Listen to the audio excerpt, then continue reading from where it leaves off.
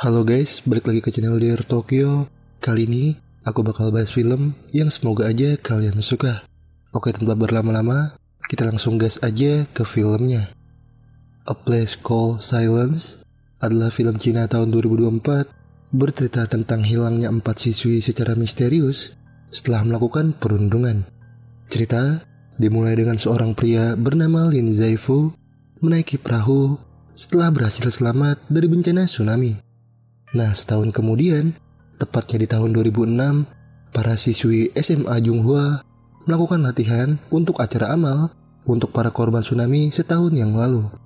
Tapi latihan harus terhenti karena atap tempat mereka berlatih mengalami kebocoran. Kepala sekolah pun langsung memanggil Zaifu untuk memperbaiki bagian atap yang bocor, namun kepala sekolah tak sengaja menendang bak berisi genangan air. Petugas kebersihan sekolah yang bernama Lihan pun jadi minta maaf sambil menyeka baju kepala sekolah yang basah. Namun hal itu membuat anak kepala sekolah yang bernama Enji terlihat tidak suka. Zaifu lalu menghentikan keadaan canggung itu dengan menyarankan agar atap direnovasi. Tapi karena biayanya mahal, kepala sekolah jadi memilih menunggu uang dari acara amal. Sepulang sekolah, Lihan mencari anaknya yang bernama Yutong yang juga siswi di sekolah itu. Lihan mencari kesana kemari, tapi rupanya Yutong kini sedang dirundung oleh Enji dan 3 temannya. Mereka menempel Yutong di tembok menggunakan lem, dan Yutong juga tidak bisa minta tolong karena ia tidak bisa bicara. Murid-murid lain yang melihat itu juga tidak bisa membantu, bahkan security sekolah malah membiarkan perundungan itu. Enji dan teman-temannya pun mencari ponsel yang Yutong sembunyikan, tapi karena ponselnya tidak ada, Enji jadi langsung mengoleskan lem ke mulutnya Yutong. Enji meluapkan emosi itu karena kesal dengan ibunya Yutong yang sebelumnya dianggap menggoda ayahnya.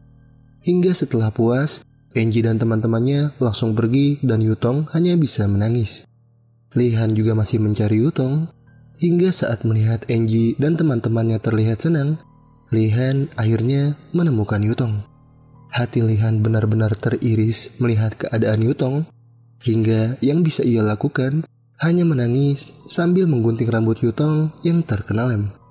Yutong pun memeluk Lihan dan rasa dendam terlihat jelas di wajah Lihan. Setelah waktu berganti, ketika hujan, 3 temannya Enji datang ke kastil terbengkalai. Mereka menjadikan tempat itu sebagai markas, tapi satu temannya Enji yang sedang merokok tiba-tiba menghilang. 2 temannya jelas mencari, namun mereka tercengang karena satu teman mereka yang sedang merokok rupanya sudah tewas dihabisi oleh seseorang berjas hujan hitam. 2 temannya Enji jelas mencoba kabur, tapi seseorang berjas hujan hitam langsung menghabisi satu temannya Enji lagi dengan palu. Satu teman yang tersisa pun bersembunyi sambil mencoba menghubungi polisi, tapi seseorang berjas hujan hitam langsung mengayunkan palu dari belakang. Di sisi lain, Lihan yang mengenakan jas hujan hitam sedang memetik jeruk di kebun kecilnya untuk diolah menjadi teh jeruk. Yutong juga membantu mengemasi teh yang sudah jadi. Namun tak lama, Lihan dan Yutong mendengar dering ponsel milik seseorang yang diam-diam sedang merekam mereka. Setelah waktu berlalu, Lihan membuatkan teh jeruk untuk guru sekolah. Si guru pun senang, dan Lihan mengaku suaminya lah yang menanam pohon jeruk itu. Di ruangan lain, kepala sekolah kini memarahi Enji setelah mendapat laporan dari orang tua 3 temannya Enji yang tiba-tiba menghilang. Enji yang mengaku tidak tahu apa-apa pun langsung pergi dengan kesal, berpapasan dengan Lihan yang ingin masuk. Setelah itu, Lihan minta kepala sekolah untuk mengembalikan Yutong ke kelas kebutuhan khusus. Kepala sekolah menanyakan alasannya, tapi Lihan mengaku hanya tidak ingin melihat Yutong kesulitan di kelas reguler. Yutong sudah tidak bisa bicara sejak lahir, jadi Lihan ingin Yutong dikembalikan ke kelas kebutuhan khusus karena di sana Yutong bisa lebih mudah menyesuaikan diri. Tapi kepala sekolah tidak bisa menuruti permintaan Lihan karena tujuannya memindahkan Yutong ke kelas reguler agar Yutong bisa belajar dan bisa cepat menyesuaikan diri di kehidupan orang-orang normal.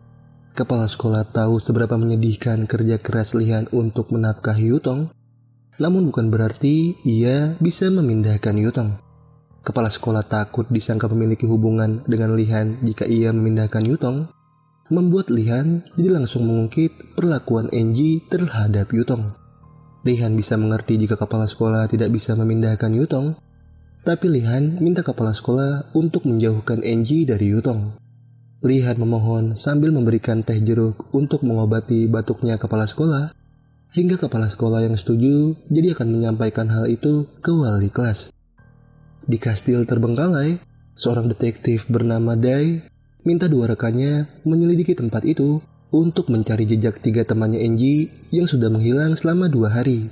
Tapi yang mereka temukan hanya gantungan bangau kertas. Detektif Dai pun jadi mendatangi sekolah bersama rekannya, dan setelah itu si rekan detektif langsung minta keterangan dari Yutong soal hilangnya 3 temannya Enji. Si rekan detektif minta Yutong menuliskan penjelasannya karena si rekan detektif mendengar dari para siswi bahwa di hari Jumat yang lalu, sepulang sekolah, Yutong bersama 3 temannya Enji.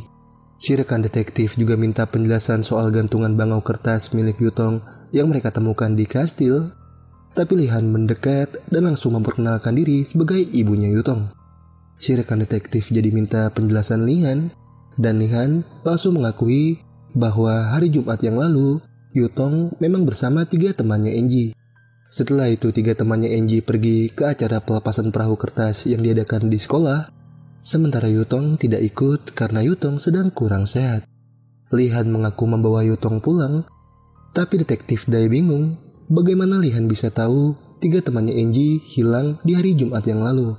Detektif Dai dan rekannya padahal belum memberitahu Lihan soal hari 3 temannya Enji menghilang, tapi Lihan mengaku bisa tahu karena kabarnya sudah tersebar. Detektif Dai yang ingin keterangan dari Yutong pun minta Lihan diam, membuat Lihan jadi memberitahu bahwa Yutong tidak bisa bicara.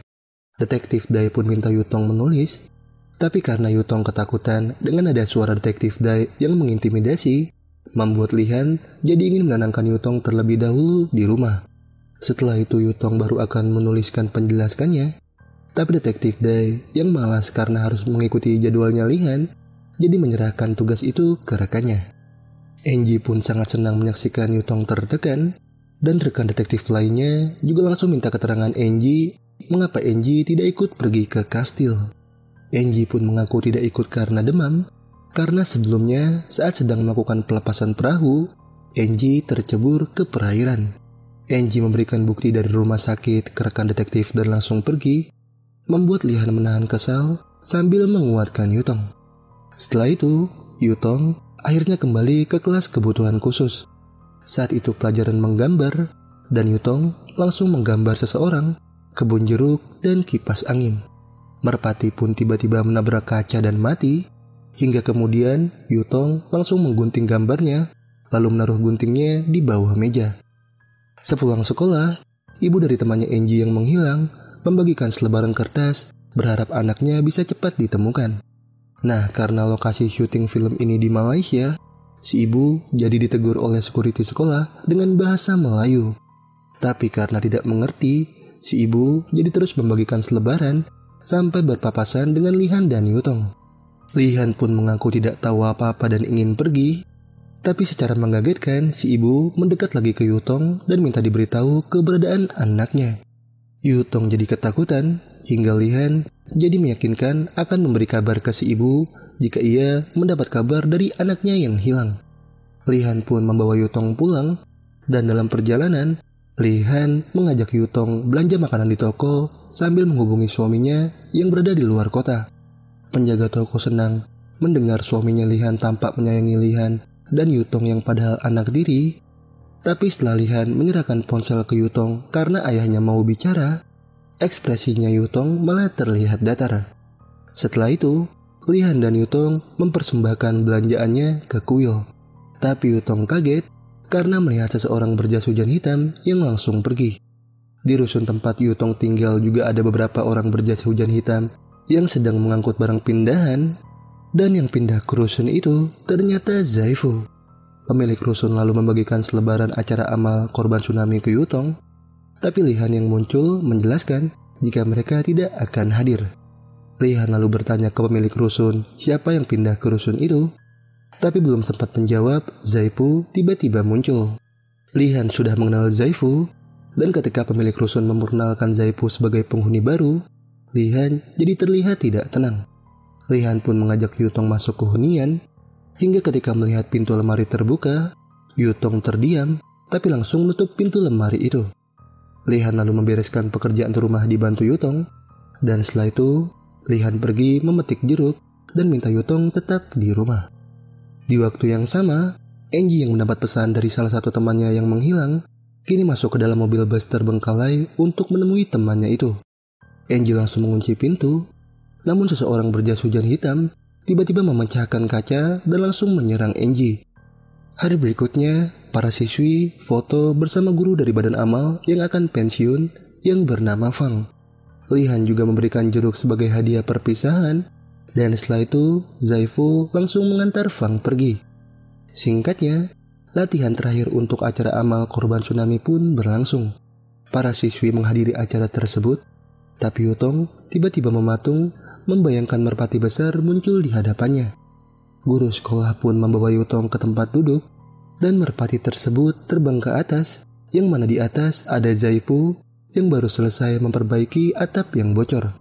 Lihan pun langsung membersihkan atap setelah Zaifu pergi, sampai ketika acara latihan dimulai, kepala sekolah yang terus menghubungi Angie rupanya tidak mendapat jawaban.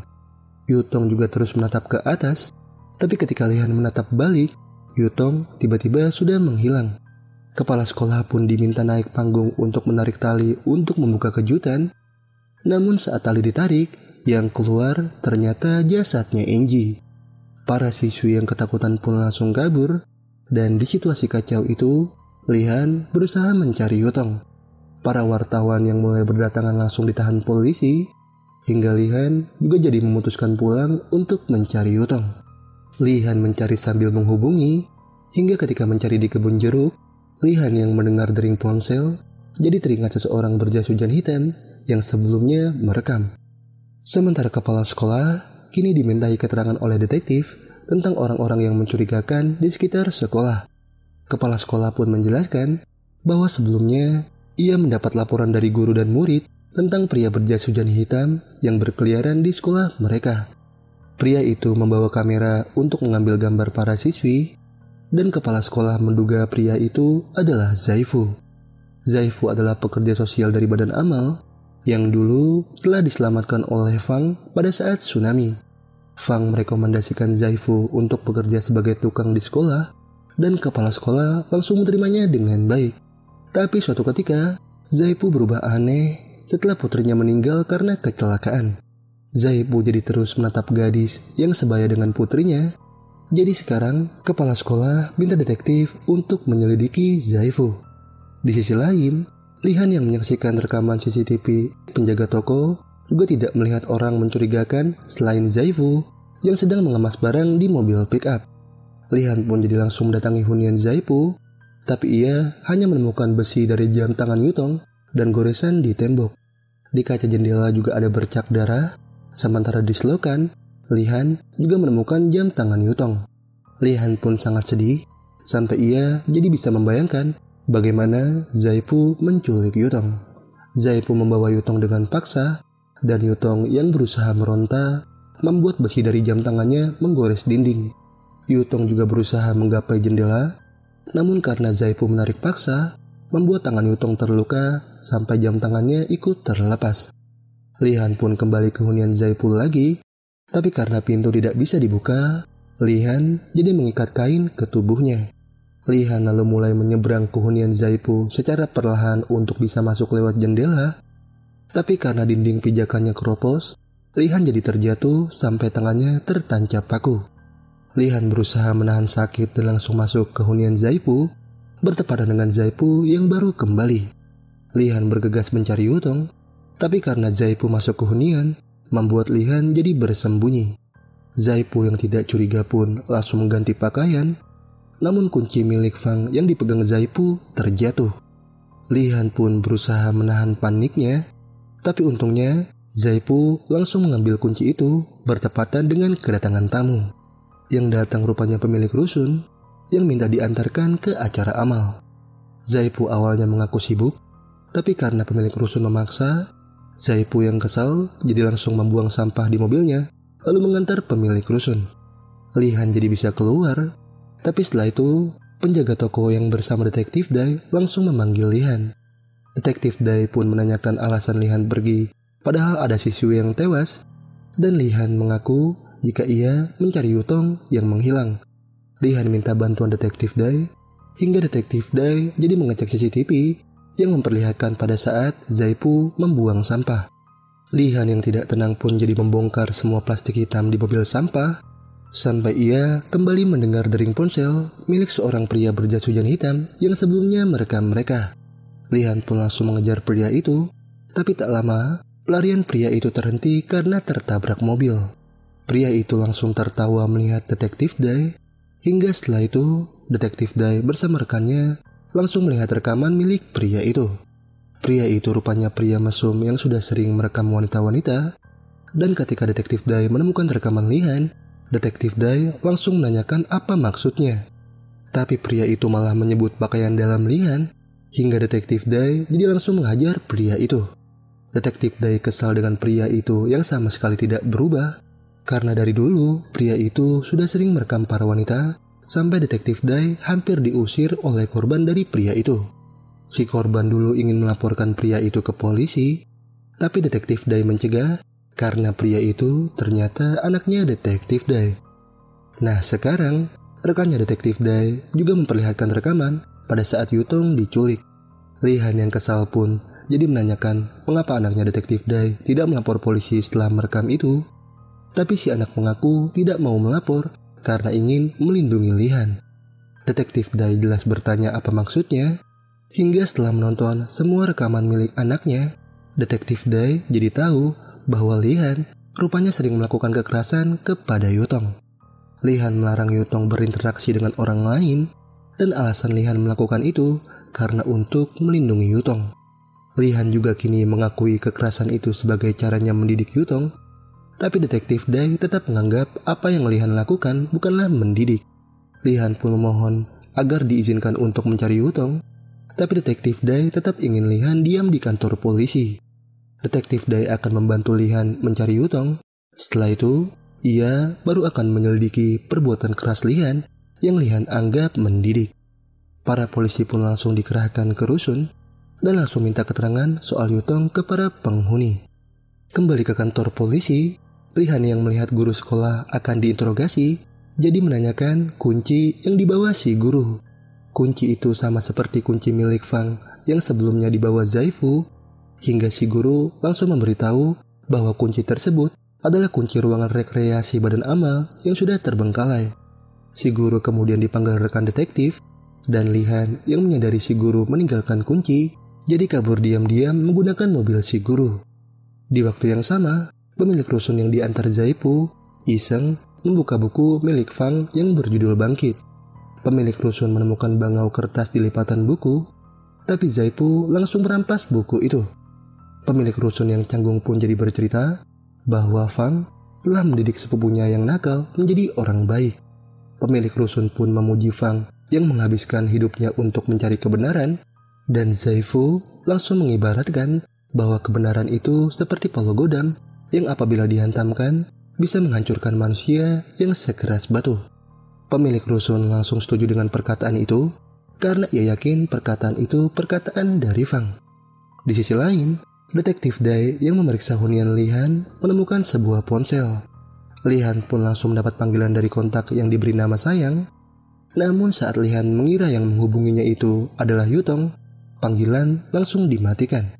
Detektif Dai pun jadi menanyakan keberadaan Lihan ke rekannya, hingga setelah diberitahu Lihan kabur membawa mobil si guru, Detektif Dai jadi minta rekannya untuk memeriksa latar belakang suaminya Lihan. Lihan juga akhirnya tiba di tempat rekreasi badan amal, sementara pemilik rusun dibuat bingung karena setelah melihat polisi, Zaifu malah membawanya ke tempat lain.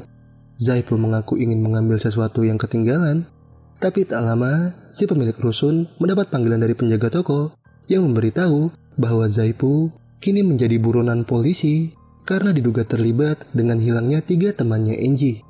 Si pemilik rusun yang menganggap itu omong kosong pun jadi menutup panggilan, tapi Zaifu yang bisa membaca kepanikan si pemilik rusun jadi langsung mengunci pintu mobil. Si pemilik rusun pun jadi menyalakan radio untuk menghilangkan paniknya. Namun radio tersebut ternyata menyiarkan berita soal Zaipu yang dicurigai sebagai tersangka pembunuhan Angie. Si pemilik rusun pun mencoba menyangkal berita itu, tapi Zaipu langsung bertanya, apakah pemilik rusun kini percaya walau godam kebenaran bisa menghancurkan manusia yang sekeras batu? Di waktu yang sama, Lihan sudah tiba di ruangan rekreasi terbengkalai. Lihan melihat anjing sedang mengendus tanah. Hingga saat mendekat, Lihan kaget karena ada tangan seseorang di tanah itu. Lihan pun menggali lagi, sampai akhirnya ia makin tidak menyangka karena ternyata jasad 3 temannya Angie dikubur di tanah itu. Zaipu yang sudah tiba juga langsung masuk ke ruangan rekreasi. Hingga setelah itu, ia langsung teringat kenangan bersama anaknya yang bernama Huijun. Nah dulu, Huijun dan Zaipu sangat mempercayai Fang karena sudah menolong mereka. Sampai suatu ketika Huijun sedang bersama Yutong, Huijun menghubungi Zaipu dan memberitahu bahwa hari itu ia berulang tahun. Huijun pun minta diajak naik perahu, dan Zaipu jelas akan menuruti keinginan Huijun setelah Huijun pulang sekolah. Tapi Zaipu yang mendengar suara angin kencang lalu menanyakan keberadaan Huijun, dan Huijun mengaku berada di atap sekolah karena ia sedang merawat merpati yang terluka bersama Yutong. Tapi tak lama dari itu, Angie dan 3 temannya yang datang langsung merundung Huijun dengan memasang mahkota dari kawat besi ke kepala Huijun sampai kepala Huijun terluka. Temannya Angie yang terhibur pun merekam penyiksaan tersebut, dan setelah itu Angie juga menggunting rambut Huijun lalu memasukkannya ke air minum. Angie pun memaksa Huijun meminum air rambut itu, sampai ketika Huijun mual, Angie langsung mengajar perut Huijun. Huijun hanya bisa menangis, dan teman-temannya Angie juga langsung menyiksa merpati yang dirawat oleh Huijun. Huijun pun berusaha merebut merpati itu, tapi Angie dan 3 temannya malah memaksa Huijun berdiri di atas kaca terlebih dahulu, karena Huijun yang sedang berulang tahun harus berdiri di atas singgasana. Jika Huijun menolak, mereka akan menjatuhkan merpati itu, hingga Yutong yang datang melihat keadaan Huijun jelas tidak terima. Huijun pun minta tolong, dan Yutong langsung mengeluarkan guntingnya. Yutong ingin mendekat, tapi Lihan yang datang langsung merampas gunting itu dan memaksa Yutong pergi. Yutong ingin menghubungi polisi dengan ponselnya Huijun, tapi Lihan membuang ponsel itu, membuat Huijun semakin sedih. Lihan pun memberitahu Yutong bahwa mereka tidak punya daya untuk menolong, tapi karena Yutong terus memohon, Lihan jadi minta Yutong menunggu di tangga.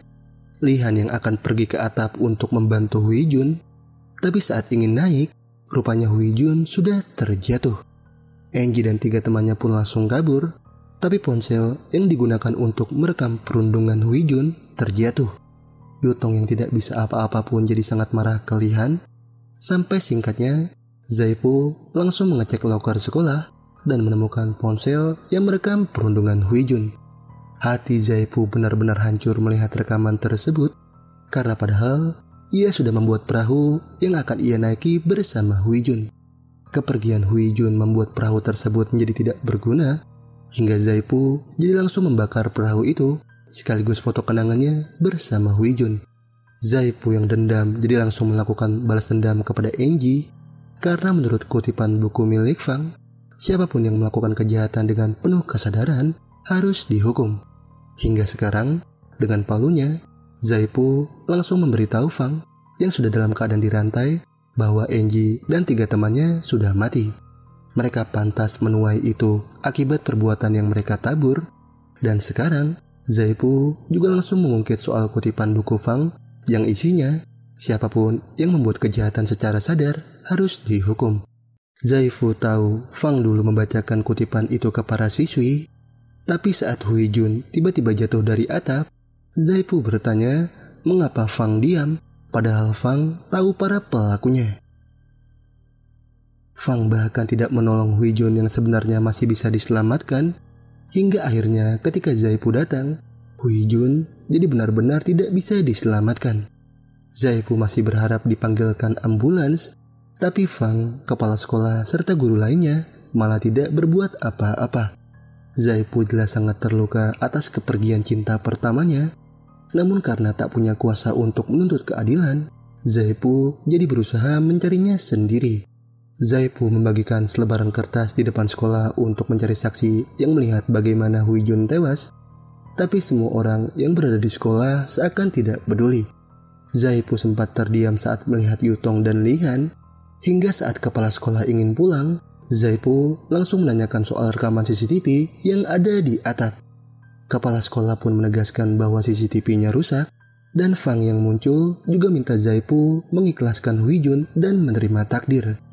Zaipu jelas masih tidak bisa menerima, tapi kepala sekolah langsung mengajak Fang dan Enji pergi dengan mobilnya, membuat anaknya detektif Dai yang sedang lewat terjatuh dari motor.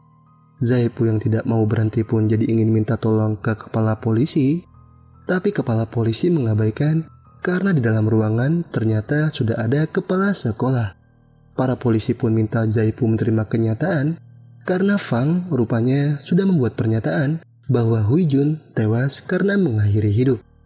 Zaipu sekarang jelas mempertanyakan alasan Fang menyatakan hal itu, padahal Zaipu sangat mempercayai Fang. Tapi Fang mengakui dirinya hanya manusia biasa yang bisa membuat kesalahan, dan ia juga harus menyelamatkan Enji dan 3 temannya karena yang hidup harus tetap hidup. Fang minta Zaipu merelakan Hui Jun, tapi Zaipu masih tidak bisa terima karena yang Fang selamatkan itu adalah orang jahat yang membuat Hui Jun tidak bisa kembali. Zaipu benar-benar marah, tapi dari belakang, Lihan langsung mengayunkan palu ke Zaipu, namun Fang melindungi Zaipu. Fang tidak sadarkan diri, dan Lihan langsung menyerang Zaipu lagi sambil minta diberitahu keberadaan Yutong. Zaipu yang bisa melawan pun mengaku sudah mengubur Yutong di kebun jeruk milik Lihan, dan Zaipu juga mencekik Lihan sambil minta Lihan memberitahu bagaimana rasanya kehilangan anak. Lihan pun langsung menusukkan kayu ke Zaipu dan melempar tepung, hingga ketika penglihatan Zaipu terganggu, Lihan langsung mengambil palu. Lihan ingin menghantamkan palu itu ke Zaipu, tapi Zaipu berhasil menyerang balik sampai Lihan tidak sadarkan diri. Zaipu langsung melepas kayu yang tertancap di tubuhnya dan kemudian menuju mobil membawa Fang pergi. Pemilik rusun yang sebelumnya diikat pun bisa melepaskan diri dan kemudian membangunkan Lihan. Lihan pun langsung mengejar Zaipu, namun pemilik rusun yang kesal rusunnya dijadikan tempat mengubur Yutong jadi ingin melapor polisi. Ia mulai mencari ponsel di tasnya, namun Lihan langsung membuang tas itu. Zaipu yang melihat keadaan Fang sekarat juga menghubungi pihak ambulans, dan setelah itu berusaha menjauh dari kejaran Lihan.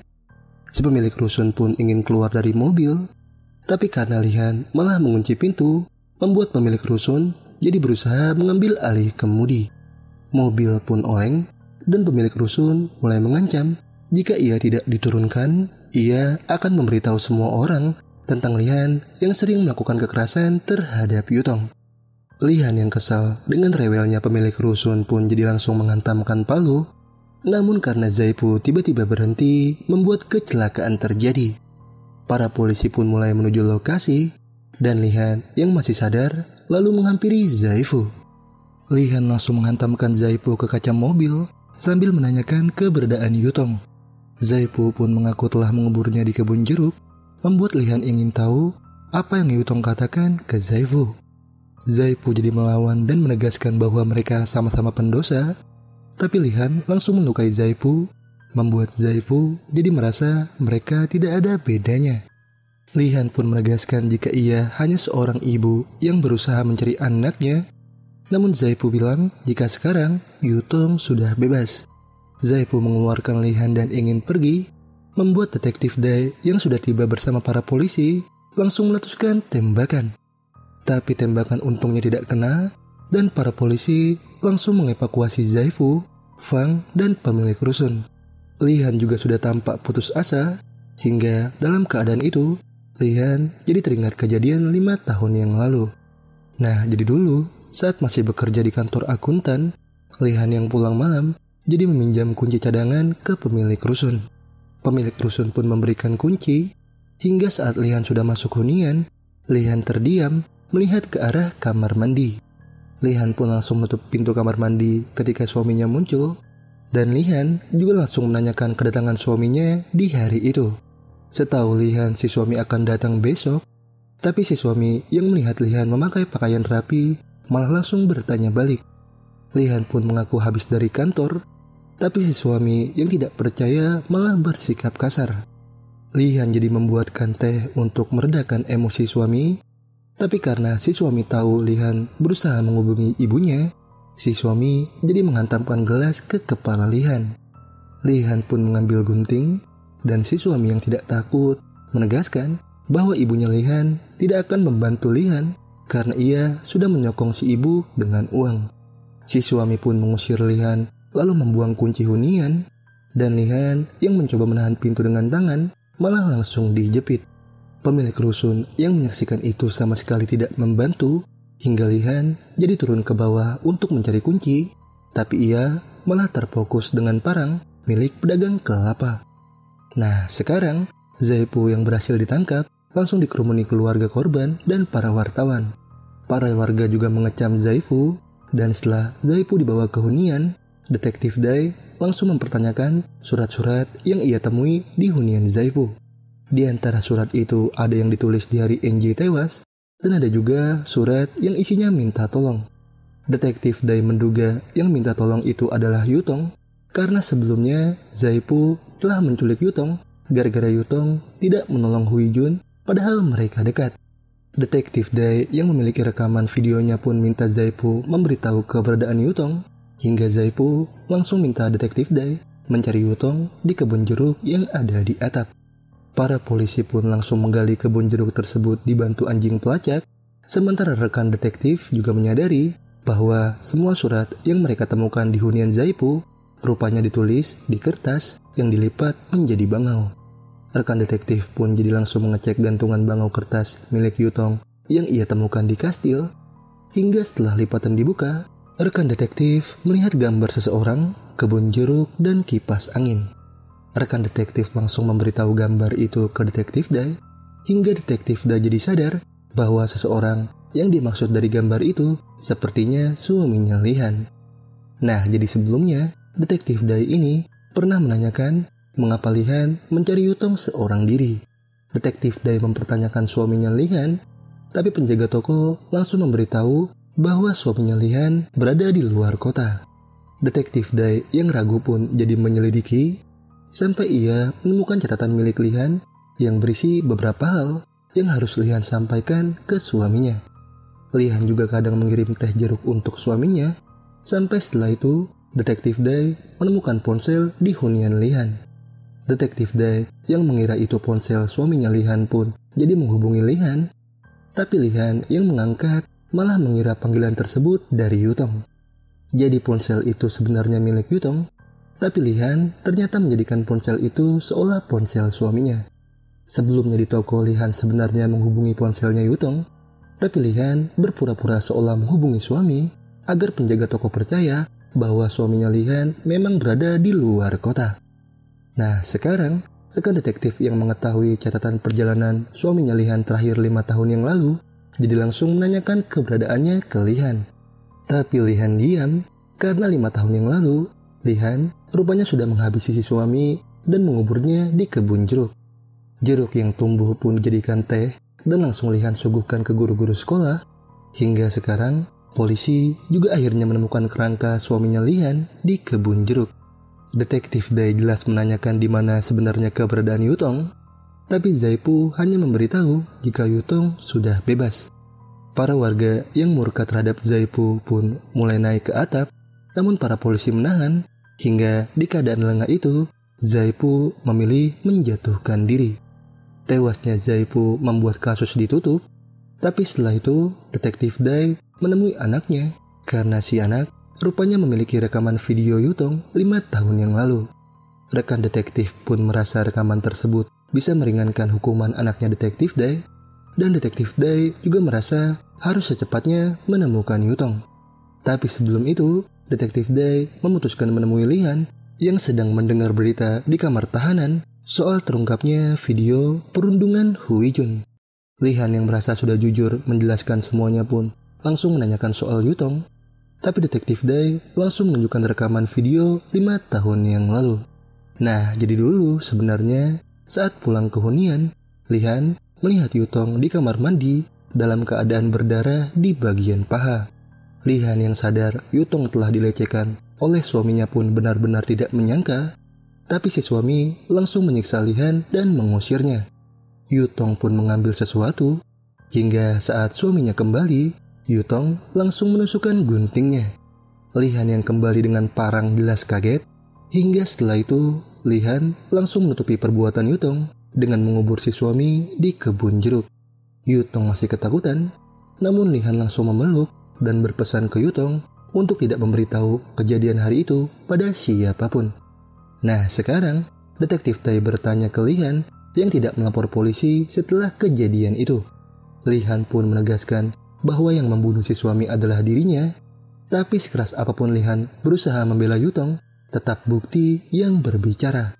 Detektif Dai ingin menangkap Yutong, membuat Lihan jadi bersimpu memohon agar Detektif Dai tidak melibatkan Yutong. Detektif Dai bertanya lagi alasan Lihan tidak melapor polisi, dan Lihan langsung bertanya balik, ibu mana yang bisa melapor polisi ketika mengetahui anaknya dilecehkan. Lihan mengakui dirinya memang sering melakukan kekerasan, namun meski begitu, sebagai seorang ibu, Lihan tetap tahu batasan dan tetap tidak ingin melihat Yutong disakiti. Lihan menyadari kesalahannya karena meninggalkan Yutong sendiri di rumah pada saat itu. Jadi sekarang, Lihan minta Detektif Dai menghukumnya dan membiarkan Yutong bebas.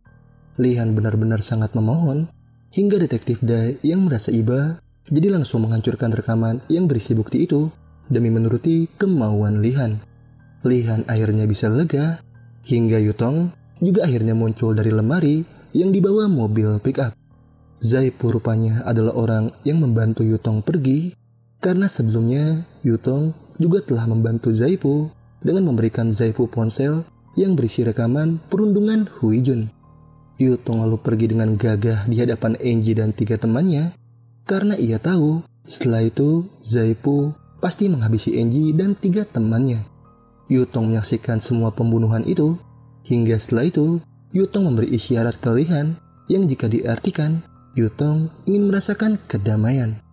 Yutong ingin bebas dan tidak ingin melihat Lihan sedih lagi karenanya, tapi karena Lihan tidak pengertian, Yutong jadi minta tolong ke Zaipu lewat pesan di kertas bangau.